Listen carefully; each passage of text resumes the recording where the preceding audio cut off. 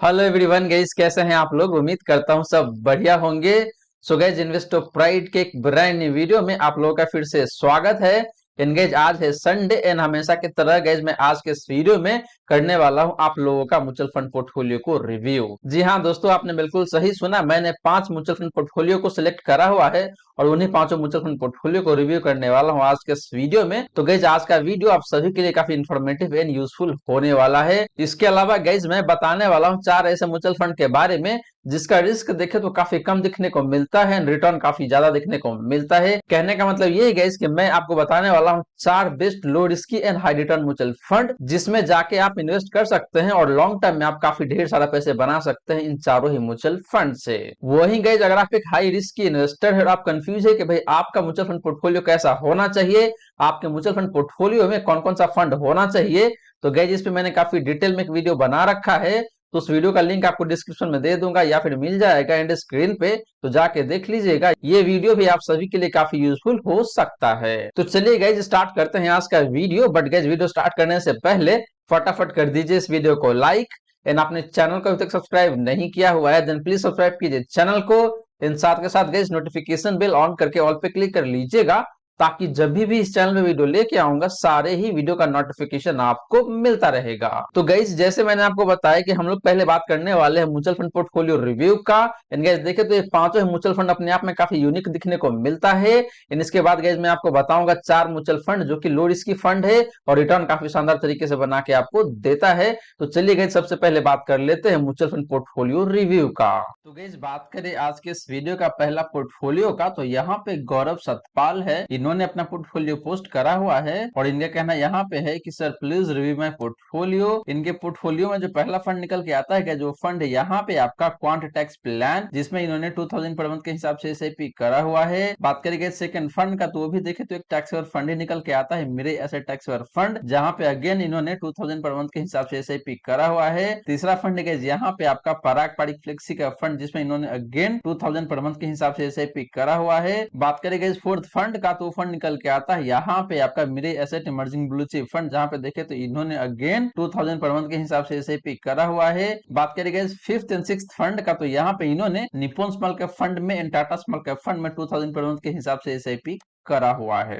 Further इनका कहना यहाँ पे ये है कि इन्होंने जून 2023 से स्टार्ट किया है सारे ही फंड में इन्वेस्टमेंट और इनका इन्वेस्टमेंट होराइजन है आपका 15 से 20 सालों का। इसके बाद देखें तो इन्होंने यहाँ पे पूछा हुआ है कि सर क्या मेरे एसेट ब्लू चिप फंड को एग्जिट करके कोटक इमर्जिंग फंड में या फिर कोई और मिड कैप कैटेगरी का फंड लेना चाहिए या फिर नहीं लेना चाहिए, तो ये इनका फाइनल क्वेश्चन है। तो बात करें इनका पहला फंड का यानी कि क्वांट टैक्स प्लान का, तो ये फंड देखे तो काफी सही है एंड अपने कैटेगरी में काफी अच्छे तरीके से परफॉर्म कर रहा है, तो यहाँ पे मुझे कहीं कोई दिक्कत लगता नहीं है। तो गौरव, आप क्वांट टैक्स प्लान के साथ कंटिन्यू करके चल सकते हैं। सिमिलरली बात करें मेरे एसेट टैक्स और फंड का, तो ये फंड भी देखे तो अपने कैटेगरी में सही तरीके से परफॉर्म कर रहा है, लेकिन क्वांट टैक्स प्लान का परफॉर्मेंस ज्यादा बेहतर देखने को मिलता है। हालांकि जो क्वांट टैक्स प्लान है वहां पे रिस्क भी थोड़ा सा ज्यादा बढ़ जाता है इन कंपैरिजन में मेरे एसेट टैक्स और फंड गाइस। तो दोनों फंड देखे तो अपने अपने जगह पे काफी सही तरीके से परफॉर्म कर रहा है। बात करें इनका तीसरा फंड का यानी कि पारंपरिक फ्लेक्सी का फंड का, तो ये फंड देखे तो काफी सही फंड है, मुझे यहाँ पे कहीं कोई दिक्कत लगता नहीं है। तो गौरव, आप पारंपरिक फ्लेक्सी का फंड के साथ कंटिन्यू करके चल सकते हैं। बात करें इनका चौथा फंड का यानी कि Mirae asset emerging blue chip fund का, तो इस फंड का परफॉर्मेंस मुझे हाल फिलहाल में उतना बेहतर नहीं लगता है, तो यहाँ पे मैं आपको सजेस्ट करूंगा कि आपको इस फंड से एग्जिट कर जाना चाहिए। आपके पास दो ऑप्शन निकल के आता है यहाँ पे कि भाई आपको large and mid cap category के फंड में जाना चाहिए या फिर आपको एक अलग से मिड कैप कैटेगरी का फंड लेना चाहिए। तो आपने क्वेश्चन भी आगे चल के पूछा हुआ है कि भाई आपको ऐसा करना चाहिए या फिर नहीं करना चाहिए, तो मेरा सजेशन यहाँ पे ये है कि आपको मेरे asset emerging blue chip fund से एग्जिट करके आपको अपने पोर्टफोलियो में एक प्योर मिड कैप कैटेगरी का फंड को ऐड करना चाहिए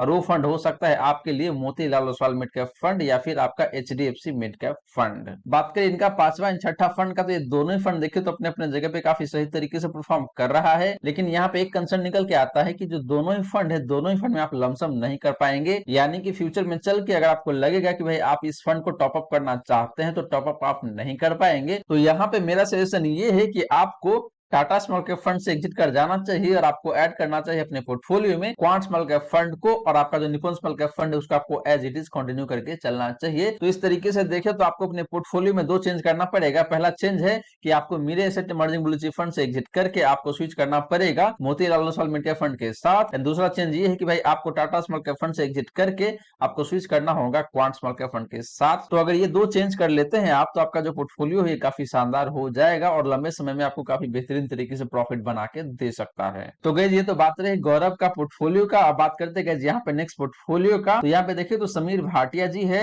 इन्होंने अपना पोर्टफोलियो पोस्ट करा हुआ है और इनका कहना यहाँ पे ये है कि एट 60 ईयर्स यानी कि इनका एज अभी 60 साल का है और इन्होंने 50 लाख का लमसम इन्वेस्टमेंट किया हुआ है म्यूचुअल फंड में। इनके पोर्टफोलियो में जो पहला फंड है, जो फंड है यहाँ पे आपका quantum long term value fund, दूसरा फंड है यहाँ पे आपका क्वांटम मल्टी एसेट फंड, तीसरा फंड है यहाँ पे आपका quantum ESG plus fund of fund plus Q Nifty 20%। इसके बाद देखें तो यहाँ पे इन्होंने मेंशन करा हुआ है if balance advantage 20%, arbitrage plus asset allocator plus Nifty 20%, have enough other emergency savings, do you suggest me fund shuffling or not. तो गाइस बात करें इनका पहला फंड का यानी कि quantum long term value fund का, तो ये फंड देखो तो मुझे बहुत अच्छा नहीं लगता है। इस फंड का परफॉर्मेंस बहुत बेहतरीन नहीं है। इस फंड का फंड साइज भी देखे तो 1000 करोड़ से नीचे दिखने को मिलता है, जो कि अच्छी बात बिल्कुल भी नहीं है। प्लस इस फंड का जो एक्सपेंस रेशियो है ये भी काफी ज्यादा देखने को मिलता है 1.29% का। तो समीर जी यहाँ पे मेरा क्लियर कट सजेशन है कि आपको quantum long term value fund से एग्जिट कर जाना चाहिए और आपको स्विच करना चाहिए ICICI prudential value discovery fund में। वो फंड ज्यादा बेहतर आपके लिए हो सकता है और काफी अच्छे तरीके से आपको प्रॉफिट बना के दे सकता है। बात करें दूसरा फंड का यानी कि क्वांटम मल्टी एसेट फंड का, तो ये फंड भी देखे तो उतना अच्छा परफॉर्म नहीं कर रहा है और इस फंड का परफॉर्मेंस देखे तो अक्रॉस द टाइम फ्रेम 10% के नीचे निकल के आता है। तो यहाँ पे भी मेरा क्लियर कट सजेशन यही है कि आपको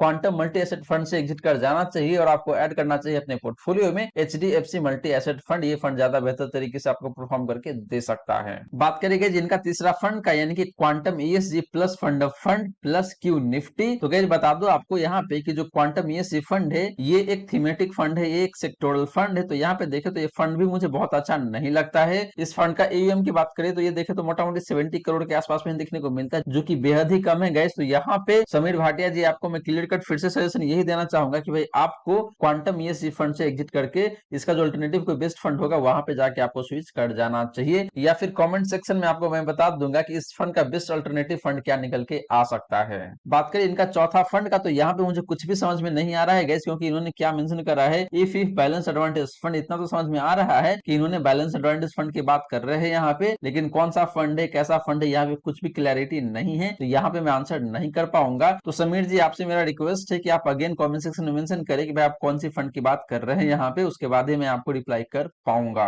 बात करें गाइस नेक्स्ट पोर्टफोलियो का, तो यहाँ पे देखे तो मिस्टर प्रखर है, इन्होंने अपना पोर्टफोलियो पोस्ट करा हुआ है और इन्होंने क्या मेंशन करा है कि sir can you analyse my portfolio and suggest me which should be added or removed. Mirae asset tax saver fund, PGIM India flexi cap fund, HDFC multi cap fund, SBI multi cap fund, SBI small cap fund, SBI Nifty next 50 fund. और guys इन्होंने सारे ही fund में 2000 per month के हिसाब से SIP करा हुआ है। फर्दर देखे तो इन्होंने लमसम भी करा हुआ है। पहला फंड है यहाँ पे आपका Canara Vicco small cap fund, दूसरा फंड है आपका क्वांट स्मॉल कैप फंड, तीसरा फंड है यहाँ पे आपका कोटक मिड कैप फंड, चौथा फंड है यहाँ पे इनका Motilal Oswal mid cap fund. और सारे ही फंड में इन्होंने 50,000 के हिसाब से लमसम करा हुआ है। इसके बाद देखे तो इन्होंने एनपीएस में भी 12,000 पर मंथ के हिसाब से इन्वेस्ट करा हुआ है। इनका इन्वेस्टमेंट होराइजन है गाइस 20 ईयर का। तो गाइस बात करें इनका पहला फंड का यानी कि मेरे एसेट टैक्स और फंड का, तो ये फंड मुझे काफी सही दिखता है। तो प्रखर आप इस फंड के साथ कंटिन्यू करके चल सकते हैं। बात करें इनका दूसरा फंड का यानी कि PGM India flexi cap fund का, तो ये फंड देखे तो मुझे बहुत अच्छा नहीं लगता है। रिसेंट पास्ट में यानी कि पिछले 2 से 3 सालों में इस फंड ने उतना अच्छा परफॉर्म नहीं करा हुआ है। तो प्रखर यहाँ पे मेरा सजेशन यही है कि आपको PGM India flexi cap fund से एग्जिट करके आपको अपने पोर्टफोलियो में ऐड कर लेना चाहिए पाराक पारिक फ्लेक्सी कैप फंड। ये ज्यादा बेहतर ऑप्शन मुझे दिखता है। बात करें अगला फंड का यानी कि एचडीएफसी मल्टी कैप फंड का and SBI multi cap fund का, तो ये दोनों फंड देखे तो अपने अपने जगह पे काफी सही तरीके से परफॉर्म करा हुआ है। लेकिन आपके पोर्टफोलियो में ऑलरेडी फ्लेक्सी कैप कैटेगरी का फंड है, तो आपको अलग से मल्टी कैप कैटेगरी का फंड ऐड करने की जरूरत नहीं है। तो मेरा सजेशन यहाँ पे यही है कि आपको HDFC multi cap fund and SBI multi cap fund दोनों से एग्जिट कर जाना चाहिए और जो पैसे बचेगा उस पैसे को आपको ऐड कर लेना चाहिए एक मिड कैप कैटेगरी के फंड के साथ। वो ज्यादा बेहतर ऑप्शन मुझे दिख रहा है। या फिर आपने ऑलरेडी लमसम करा हुआ है Motilal Oswal mid cap fund में, तो वहां पे आप एसआईपी भी कर सकते हैं। बात करें इनका अगला फंड का यानी कि एसबीआई स्मॉल कैप फंड का, तो ये फंड देखे तो वैसे काफी सही फंड है, मुझे कहीं कोई दिक्कत लगता नहीं नहीं है तो आप इस फंड के साथ कंटिन्यू करके चल सकते हैं। लेकिन एक बात जरूर ध्यान में रहे, इस फंड में आप आगे चल के लमसम नहीं कर सकते हैं, क्योंकि इस फंड में लमसम अलाउ नहीं है। अब इसके अलावा देखें तो इन्होंने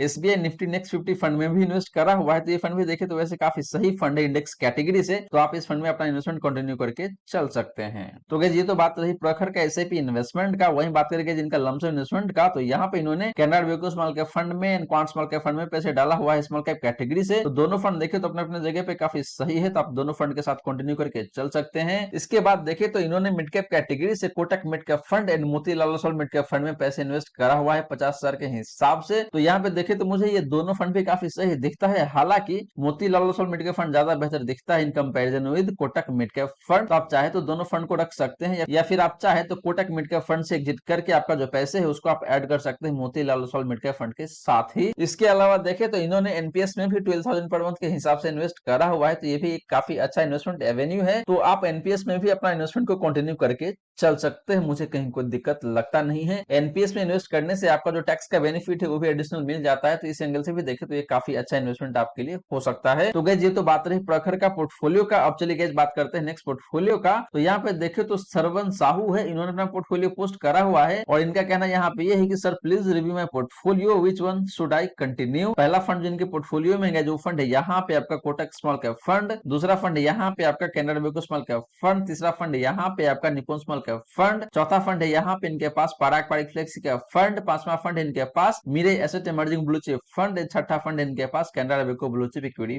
फंड। तो गाइस जिस तरीके से देखे तो इनके पोर्टफोलियो में 6 फंड है और सारे ही फंड में इन्होंने 1000 पर मंथ के हिसाब से एसआईपी करा हुआ है। तो गाइस यहाँ पे देखे तो सरवन का टोटल 6000 पर मंथ का एसआईपी चल रहा है और इसके लिए इन्होंने 6 फंड में इन्वेस्ट करा हुआ है, जो कि मुझे किसी भी एंगल से उतना बढ़िया नहीं लग रहा है, क्योंकि इन्होंने अननेसेसरली नंबर ऑफ फंड्स को बढ़ा रखा है अपने पोर्टफोलियो में। 6000 के एसआईपी के लिए आपके पोर्टफोलियो में 3 से 4 ही फंड होना चाहिए। तो मेरा सजेशन यहाँ पे यही है कि सरवन आपका जो टोटल नंबर ऑफ फंड 6 है उसको घटा के आपको 3 लाना पड़ेगा। पहला फंड रहेगा आपका एक फ्लेक्सी कैप कैटेगरी का फंड, दूसरा फंड रहेगा आपके लिए एक मिड कैप कैटेगरी का फंड और तीसरा फंड रहेगा आपके लिए एक स्मॉल कैप कैटेगरी का फंड। तो इस तरीके से देखिए तो आपका 3 फंड हो जाएगा और उसी तीनों फंड में आपको 6000 पर मंथ के हिसाब से एसआईपी करके चलना है। बात करें इनका पहला 3 फंड का, यानी कि कोटक स्मॉल कैप फंड का, कैनरा वेको स्मॉल कैप फंड का and Nippon small cap fund का। तो ये तीनों फंड देखे तो वैसे अपने अपने जगह पे काफी सही तरीके से परफॉर्म कर रहा है, लेकिन मेरा सजेशन यहाँ पे यही है कि आप Kotak small cap fund and Canara वेको स्मॉल कैप फंड दोनों से एग्जिट कर जाए और आप कंटिन्यू करके चल सकते हैं निप्पॉन स्मॉल कैप फंड के साथ। इसके अलावा देखिए तो इनके पास है पराग पारिक फ्लेक्सी कैप फंड। तो ये फंड वैसे देखें तो काफी सही फंड है, तो सरवन आप इस फंड के साथ कंटिन्यू करके चल सकते हैं। बात करेंगे जिनका लास्ट 2 फंड का, तो यहाँ पे मेरा सजेशन यही है कि आपको इन दोनों फंड से एग्जिट कर जाना चाहिए और आपको अपने पोर्टफोलियो में ऐड करना चाहिए एक प्योर मिड कैप कैटेगरी का फंड, और वो फंड हो सकता है आपके लिए Motilal Oswal mid cap fund. ये फंड मुझे काफी सही लगता है,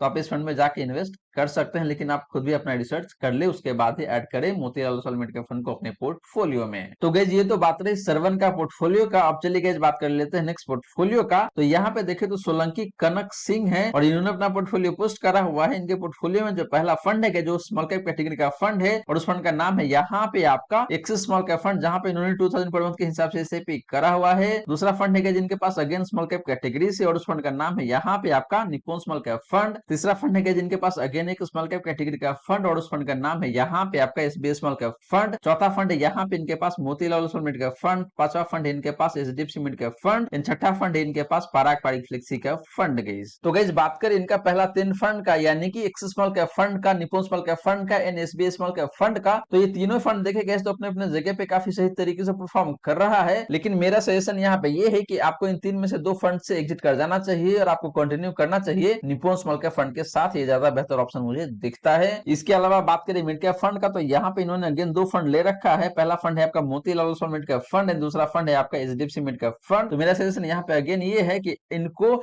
एचडीएफसी मिड कैप फंड से एग्जिट कर जाना चाहिए और इनको कंटिन्यू करना चाहिए Motilal Oswal mid cap fund के साथ। एंड बात करें इनका लास्ट फंड का, यानी कि पराग पारिक फ्लेक्सी कैप फंड का, तो ये फंड मुझे काफी सही दिखता है, तो आप इस फंड के साथ कंटिन्यू करके चल सकते हैं। फर्दर इनका कहना यहाँ पे ये है कि 15 साल के लिए एसआईपी एंड लमसम करना है। Please suggest me any changes this portfolio. तो यहाँ पे सजेशन तो मैंने आपको ऑलरेडी बता दिया है, लेकिन यहाँ पे आप चाहे तो 1-2 फंड और ऐड कर सकते हैं अपने पोर्टफोलियो में, और वो हो सकता है आपके लिए लार्ज कैप कैटेगरी का फंड और वो फंड हो सकता है आपके लिए निप्पॉन लार्ज कैप फंड या फिर आपका एचडीएफसी टॉप 100 फंड। तो इन दोनों में से किसी एक फंड में जाके आप इन्वेस्ट कर सकते हैं। इसके बाद देखें तो आपका जो पोर्टफोलियो है काफी कंप्लीट पोर्टफोलियो हो जाएगा और लंबे समय में आपको काफी सही तरीके से प्रॉफिट बना के दे सकता है। तो गाइस ये रही बात आपका आज के इस वीडियो का लास्ट पोर्टफोलियो का। अब चलिए गाइस बात कर लेते हैं कि भाई अगर आपका रिस्क लो है और आप चाहते हैं कि भाई आपको प्रॉफिट ज्यादा मिले तो चार कौन सा फंड है जिसमें आपको इन्वेस्ट करना चाहिए और लंबे समय में वो चारों ही फंड आपको काफी ढेर सारे पैसे बना के दे सकता है। तो गाइस बात करें for low risk and high return mutual funds का, तो गाइस यहाँ पे मैं दो तरीके से बात करूंगा। पहले बात करूंगा मैं एसआईपी रिटर्न का, इसके बाद गाइस मैं बात करूंगा इन चारों ही फंड का डिफरेंट रिस्क रेशियोज का। तो पहले बात कर लेते हैं गाइस यहाँ पे इन चारों फंड का एसआईपी रिटर्न का। तो बात करेंगे इस पहला फंड का, तो फंड निकल के आता है यहाँ पे आपका एचडीएफसी टॉप 100 फंड। एंड बात करेंगे जिस फंड का परफॉर्मेंस का, तो लास्ट 1 ईयर में इस फंड ने जो रिटर्न दिया हुआ है जो निकल के आता है यहाँ पे आपका 23.48% का।